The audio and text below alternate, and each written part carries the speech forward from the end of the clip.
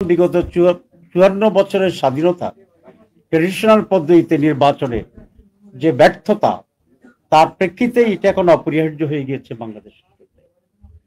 এবং এই ব্যর্থতার মূল দায়ী হচ্ছে রাজনৈতিক নেতৃবৃন্দ এবং রাজনৈতিক দলসমূহ। সে সমস্ত দলসমূহ এখনো সক্রিয় বাংলাদেশের রাজনীতিতে, যারা কখনোই সুষ্ঠু নির্বাচন করেন নাই, যাদের সময়ে গণভোট হলে ৯৯% মানুষের ভোট কাস্ট হয়ে যায়, যেটা একেবারেই নির্বাচনী প্রক্রিয়া অসম্ভব ব্যাপার।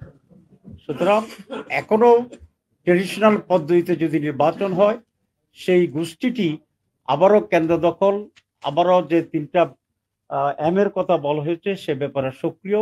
ইতিমধ্যে সেই লক্ষণ আমরা মাঠে দেখছি। তো সে কারণেই PR is the best solution, number 1। Number 2, যারা বলছেন পিআর বুঝেন না, এই কথাটি বোধহয় সঠিক নয়। কারণ সকলেই পিআর বুঝেন বিধায় ইতিমধ্যেই ৭১% মানুষ পিআরের পক্ষে রাজি আছে।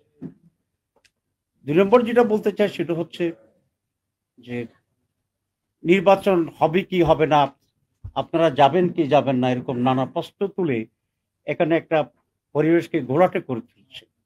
এখনকার প্রাইম প্রশ্ন নির্বাচনে আমরা যাব কি যাব না, এটা মৌলিক প্রশ্ন নয়। মৌলিক প্রশ্ন হচ্ছে সংস্কার মানছি কি মানছি না। সুতরাং জাতি আজ ২ ভাগে বিভক্ত। একটি মাইনরিটি সংস্কার না করেই নির্বাচনে চলে যেতে চায়। তাদের উদ্দেশ্যের ব্যাপারে আজকে মানুষ সন্দেহ করতেই পারে। আমাদের বক্তব্য খুব স্পষ্ট, সংস্কার হইতে হবে। কারণ সংস্কারবিহীন নির্বাচন মানে হচ্ছে আওয়ামী লীগের আমলের নির্বাচন। সংস্কারবিহীন শাসন মানে সেই ফেসিবাদের শাসন। সংস্কারবিহীন বাংলাদেশ মানে আমাদের বিগত অন্ধকারে ঢুকে যাওয়ার সেই বাংলাদেশ। অথচ জুলাইয়ের চেতনা ছিল, স্পিরিট ছিল একটি ফেসিবাদ বিরোধী, গণতান্ত্রিক, সকল শ্রেণীর মানুষের অধিকার সম্পন্ন, সমৃদ্ধ এক নতুন বাংলাদেশ। সুতরাং সংস্কারবিহীন নির্বাচন এই নতুন বাংলাদেশের বিরুদ্ধে এবং একটি সঠিক নির্বাচনের বিরুদ্ধে একটি ষড়যন্ত্র।